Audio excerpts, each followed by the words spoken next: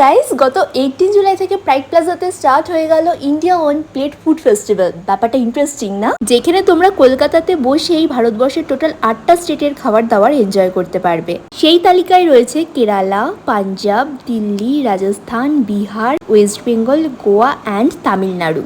So এইরকমই একটা 4 star ক্যাটাগরির লাক্সারি প্রপার্টিতে বসে টোটাল 8টা স্টেটের খাওয়া দাওয়া করার মজাটাই কিন্তু অন্যরকম। সে যে কত ধরনের খাবার দাবার তোমরা না গেলে তো বিশ্বাসই করবে না।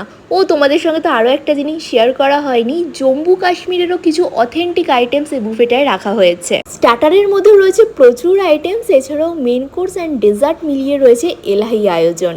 লাইভ কাউন্টারই বা বাদ যাবে কেন?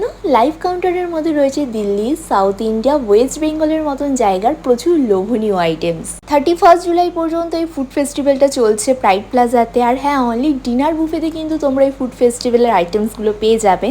আমি এই ফুড ফেস্টিভ্যালে গিয়ে তো জমিয়েই খাওয়া দাওয়া করেছি, তাহলে বাকি সব ফুডিরা কোথায়? এখনই কমেন্ট করে জানাও and book your seat quickly.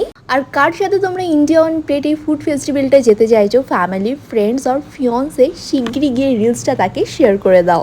আর হ্যাঁ, তুমি যদি হয়ে থাকো আমার ফ্যামিলি মেম্বার, তাহলে পেয়ে যাচ্ছ ইনস্ট্যান্ট 50% ডিসকাউন্ট। তাহলে why are you so late? Go now and do subscribe for more updates. তাহলে চলো, আজকের জন্য টাটা।